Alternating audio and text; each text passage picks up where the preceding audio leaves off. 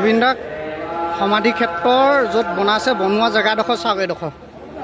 এয়া এডোখৰ আগৰ শ্মশান আছিলে শ্মশানবিলাক উঠাই ইয়াত লৈ আহিলে এয়া এইটো চাওক এয়া স্বৰ্গীয় পাণ্ডা তেৰণ অৱস্থা এয়া কৰি দিছে চাওক এয়া এয়া চাওক এইটো চাওক মানে সমাধি ক্ষেত্ৰ দিবৰ কাৰণে এডোখৰ জেগা বিচাৰি নাপালে য'ত আগৰ শ্মশান আছিলে তাতে জুবিন দাক ৰখাইছে আৰু ঠাই নাই ঠাই হ'ল আপোনাৰ